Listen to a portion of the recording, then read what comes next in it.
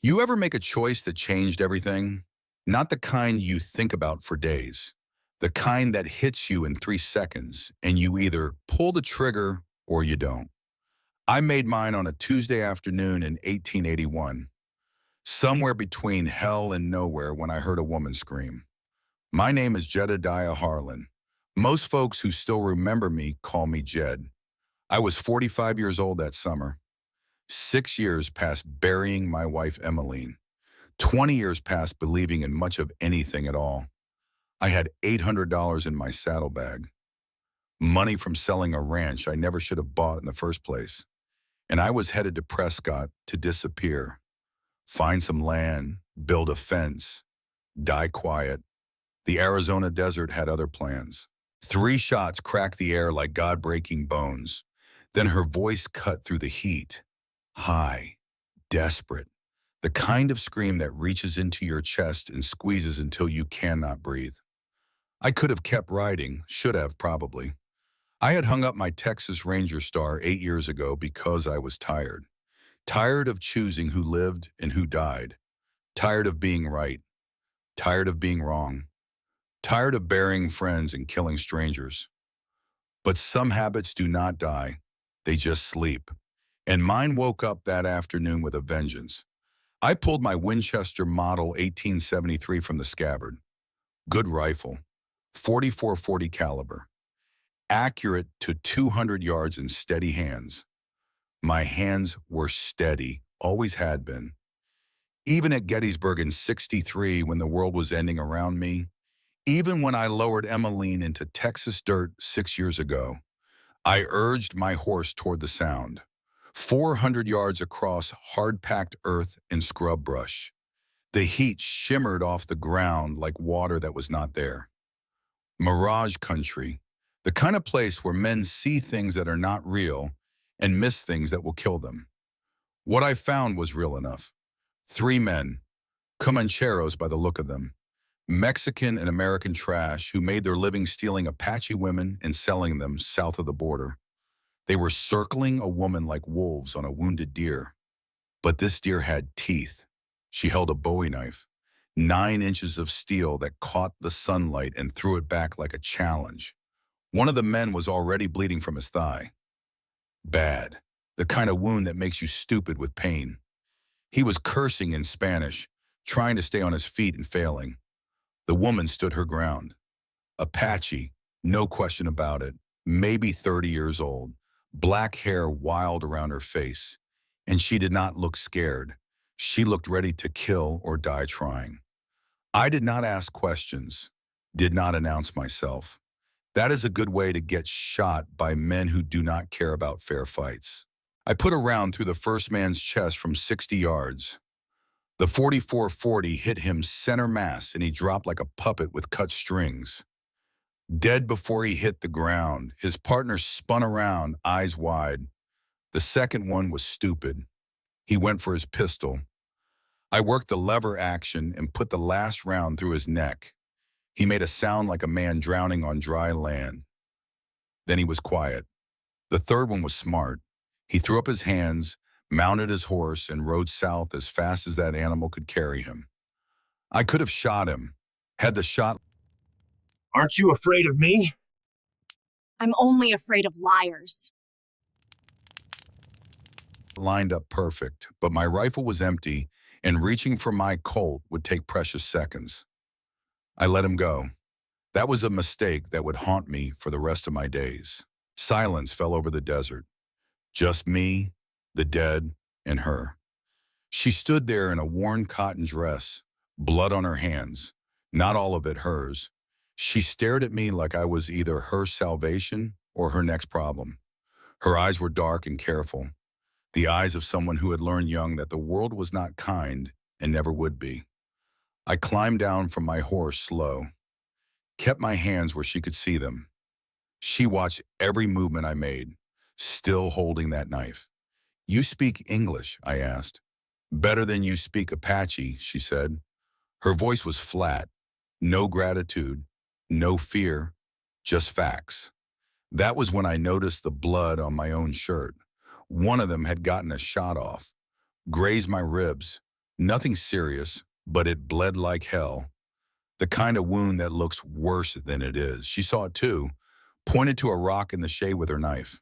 Sit, she said. I sat. She tore a strip from her dress without asking permission. Did not hesitate.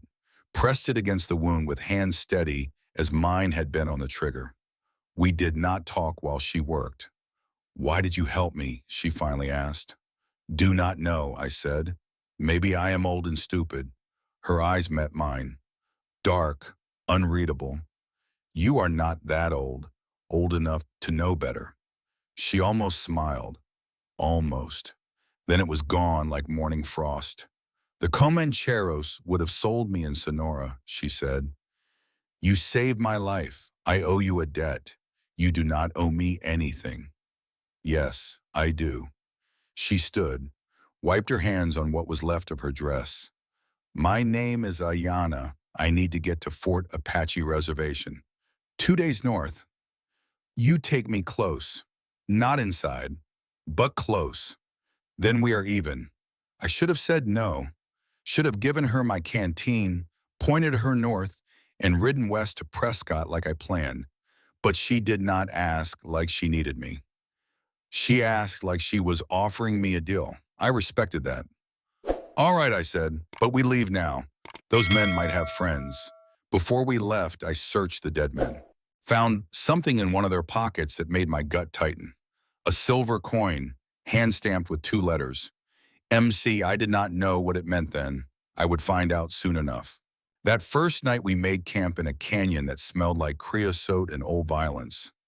The kind of place where bad things had happened and the land still remembered. I built a fire. She sat across from me, close enough to share the warmth, far enough to keep her options open. You have a name, she asked. People call me different things, I said. Depends on who is asking. What did your wife call you? That one landed heavy. I took a long pull from my canteen. Wished it was whiskey, but water would have to do. She called me Jed, but she is gone. 6 years now. Fever took her. I could not do anything but watch. Ayana did not push, just nodded like she understood that some things you bury so deep, even you cannot dig them up. Why were you out there alone? I asked. Her face hardened. My brother Kuruk, he is 16. He has the coughing sickness. What you call tuberculosis. The reservation doctor says he will die without real medicine. From Tucson. So you were going to Tucson. I was trying. She looked at the fire. I make things, baskets, jewelry. I thought I could sell them, but the Comancheros found me first. Why did you come back to help me? Because I heard the screams, and I couldn't pretend I didn't hear them. I reached into my coat, pulled out $100 in bills, held it out. Take it. Buy the medicine. She did not move. I do not take charity. It is not charity. It is payment. For what? For patching up my ribs, for not stabbing me when you had the chance. She looked at the money, looked at me. Then she took it, folded it careful, tucked it into her dress. I will pay you back. Do not worry about it. We sat there in silence after that. Comfortable silence. The kind that just happens between people who have seen enough of life to know that words are not always necessary. My husband died 2 years ago, she said finally. Cavalry patrol shot him. Dispute over water rights. He was not even fighting. Just standing in the wrong place. I am sorry. Are you? She tilted her head. You were a ranger. Maybe you shot someone's husband, too. That was fair. Did not make it easier to hear. Yeah, I said, I probably did. The fire crackled. Coyotes howled in the distance. You are not like other white men I have met, she said. How so? You do not lie about what you are. Second day, we crossed into territory the cavalry patrolled heavy.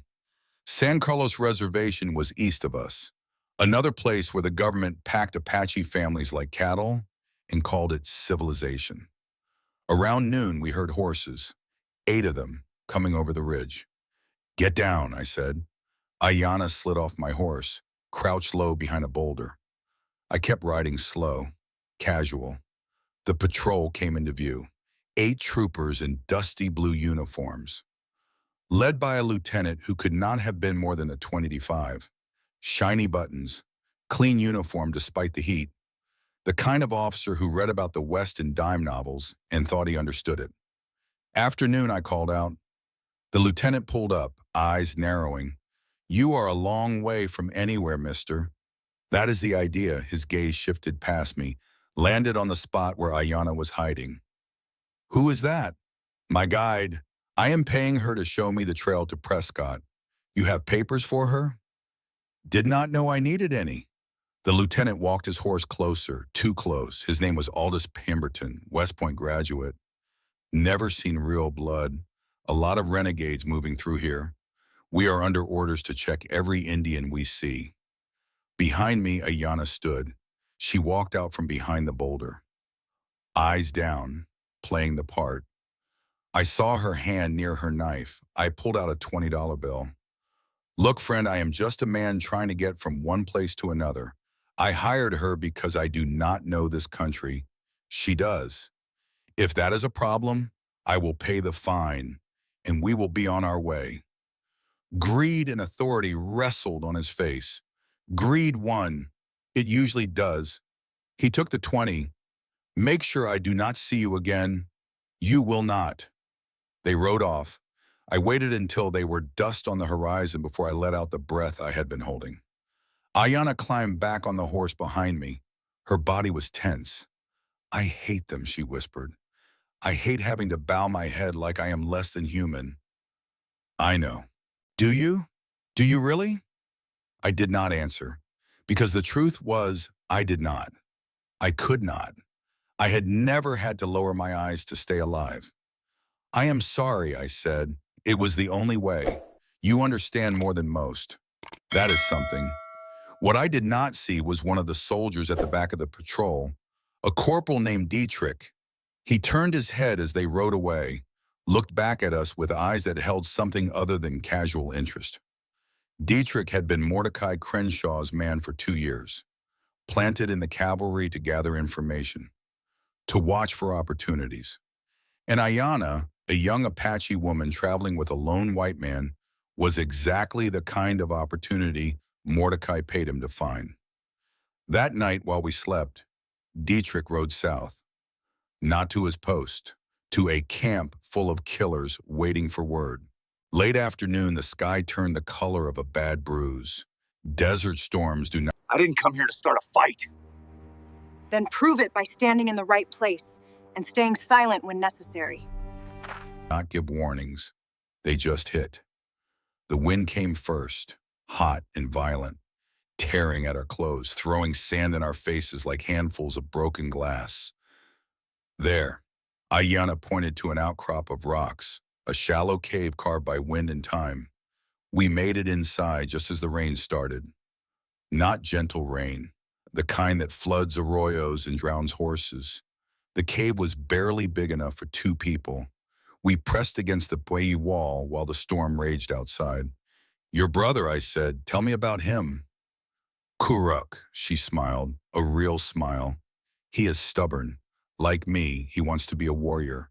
Practices with his bow every day, even though the sickness makes him weak. He says if he stops practicing, he might as well be dead already. He sounds like a fighter. He is. The doctors say he should not even be walking. But he will not give up. He can put an arrow through a rabbit's eye at 50 yards. Even sick. Even coughing blood." "That is something," I said. "You hold on to that. Sometimes one skill is all a man needs." Third day, we crested a rise and saw Fort Apache in the distance. "You cannot go further," Ayanna said. "I know. Do you want to meet my brother?" Going onto an Apache reservation as a white man was dangerous. But the way she asked, careful, almost hopeful. "Yeah," I said. "I would like that." We rode in slow. Apache men watched from the shadows, warriors who had fought and lost. Their eyes measured me and found me wanting. One step forward, early 30s, scar across his cheek.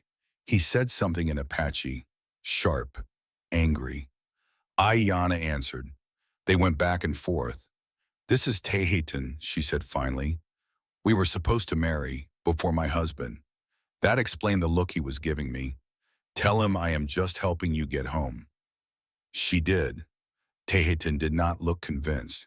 His eyes locked onto mine. "I know who you are," he said in English. "In 1876, a white scout led soldiers to an Apache village south of here. They killed everyone, women, children, my wife." His voice did not waver, but I could hear the old pain underneath. "I was not there," I said. "In 1876, I was in Texas. My wife had just died. I spent a year drinking myself blind. I did not leave Texas until 1877. "White men all look alike to me," Tehitan said, "but I never forget a face. And yours." He stared at me, searching for the lie. "If he is lying," Ayana said, "I will kill him myself." Tehitan stepped aside, but his eyes never left me. Karuk lay on a pile of blankets, thin as a skeleton. His breathing rattled like stones in a gourd, but his eyes burned with something the sickness had not touched. "You are the white man," he said in English. "I am. You saved my sister." "She saved herself. I just helped clean up." He coughed, wet and ugly. When he caught his breath, he fixed me with those burning eyes.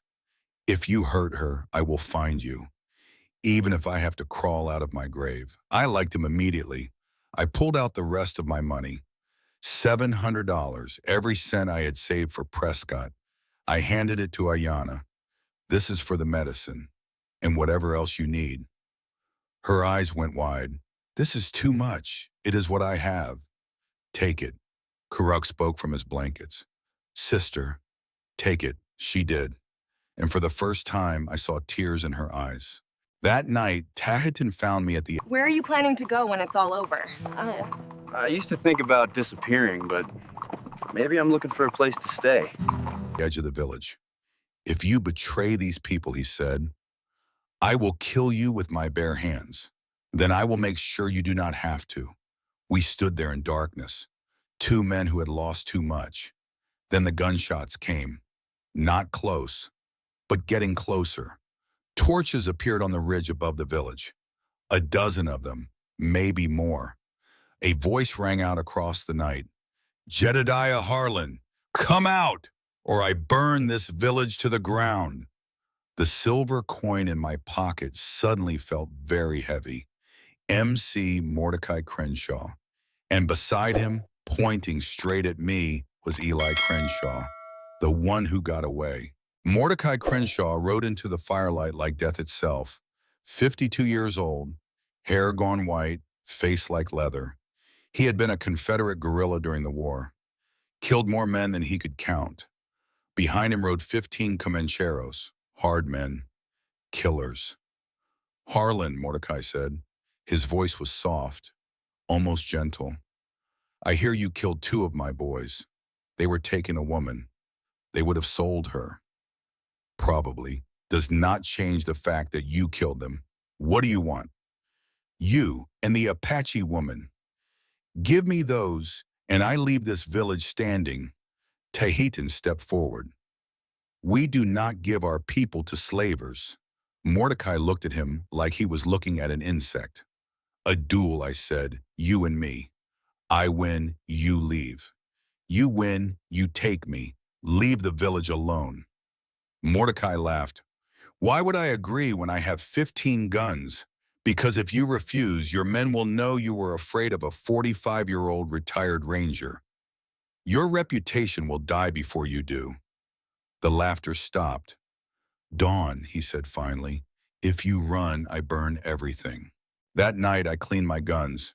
2 Colt single-action Army revolvers, 45 long Colt cartridges, 12 rounds between them. Tahitan sat down across from me. "You are going to fight him. Someone has to." He was quiet for a moment. "I still do not know if you were the scout in 1876. I was not. Maybe. But you are willing to die for my people. That means something." Karok appeared at the edge of the firelight, leaning on his bow like a walking stick. I am coming with you tomorrow, he said. Ayana protested. I can fire one arrow, Kuruk said. One, and I do not miss. One arrow at the right moment can change everything, I said. Dawn came too fast. I walked out of the village alone, stopped 30 feet from where Mordecai waited. He had dismounted, two Remington Model 1875 revolvers on his hips. Rules, I asked. No rules. Draw when you want. We stood facing each other. The wind blew dust between us. Then I heard it. A gunshot from behind me. Dietrich, the cavalry corporal. He had snuck in during the night, positioned himself for a clear shot at my back. But Taotin was faster. His Winchester roared. The bullet took Dietrich in the chest. The traitor fell without a sound. I spun back to Mordecai. He had used a distraction. His guns were clearing leather. I drew both Colts, faster than I had moved in years. Two shots. The first caught Mordecai in the shoulder. Spun him. The second was meant for his chest. But Eli jumped in front of his brother. The bullet hit Eli dead center. He looked down at the hole in his chest, then at Mordecai, then at me. He fell. Mordecai screamed, something inhuman. He raised his gun with his good arm. I fired again, hit his gun hand. The Remington flew away, but one of the other Comancheros had drawn, had me dead in his sights. The arrow came out of nowhere. It hit the Comanchero in the throat, punched clean through. He dropped. Kuruk, 50 yards away, already collapsing from the effort. Ayana ran to him, caught him before he hit the ground. He was coughing, blood on his lips, but he was smiling. Did I hit him? He asked. You hit him. Perfect shot. He closed his eyes, still smiling. Good. Mordecai was on his knees, blood leaking from his shoulder and hand, his brother dead beside him. The Comancheros looked at each other. Their leader was wounded. His brother was dead. The ambush had failed, and Apache warriors were emerging from the village. Armed, angry, 15 guns against a whole village was not good odds. Not anymore. It is over, I said. Tell your men to leave. Mordecai looked at Eli's body. You killed both my brothers. They were slavers. They chose their fate. Go, Mordecai said to his men. We are done here. They went, gathered their dead. Rode south. Mordecai went last. He looked back once. This is not over. Maybe not, I said, but it is over today. The night before we left for Tucson, Tahitian came to my fire. He stood there for a long moment. Then he spoke. The man who led the raid in 1876, I found out his name, Samuel Whitfield. He died in prison 3 years ago. I know, I said. I read about it. Tahitian stared at me. You knew, all along, and you let me accuse you, threaten you. You lost your wife. I was not going to take away your hope of finding the man responsible. He was silent for a long time. Then he sat down across from me. I was wrong about you, Harlan. It was the first time he had used my name. 1 week later, I rode into Tucson with Tahitian beside me. We did not talk much, did not need to.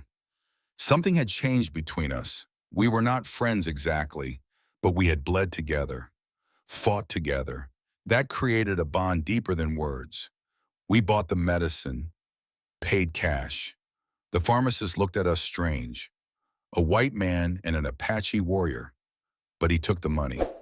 Kuruk started to recover, slowly, but it worked. He asked me to teach him to shoot. Your bow is better than my guns, I told him. I know, he said, but a warrior should know all weapons, so I taught him, and he taught me about the land, about tracking, about survival. Ayana found me at the edge of the village one evening. You gave us everything, she said. Your money, your future. Why? Because I was dying anyway, just slower. I had nothing waiting for me in Prescott except an empty house and an early grave. Here I have something to do, someone to help. How long will you stay? I looked around the village, children playing, Old women weaving, Tahitian teaching young men to ride, Kuruk cleaning his bow. Until there is nothing left to do, I said. She almost smiled. Then you will be here a long time. I never did make it to Prescott. Never built that fence. Never found that quiet death I thought I wanted. Instead, I became something else. A bridge between two worlds. I helped the Apache deal with traitors, kept them from getting cheated, taught them which white men could be trusted. Tahitian and I never became friends in the way most people would understand, but we became brothers, the kind that men who have fought together become. Kuruk got stronger every month. By spring, he was hunting again. The sickness never left him completely, but he learned to live with it. And Ayana, we never married, never fell in love the way stories tell it. But there was respect between us, understanding, the kind that comes from two people who have lost everything and found a way to keep going. I think about Emmeline sometimes. Wonder what she would say if she could see me now, living among the people I was taught to fear. I think she would understand. A man does not find home. Home finds him. And sometimes home is not a place at all. It is not four walls and a roof. It is not a piece of land with a fence around it. Sometimes home is a reason to keep going when everything else tells you to quit. I found mine in the Arizona desert, among a people who had every reason to hate me, in a fight that was not mine until I made it mine.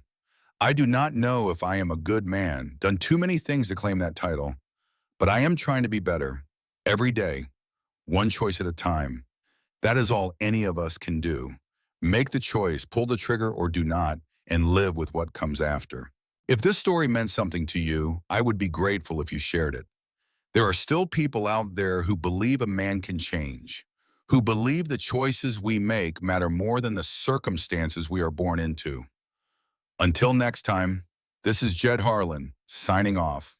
This story leaves a very clear lesson.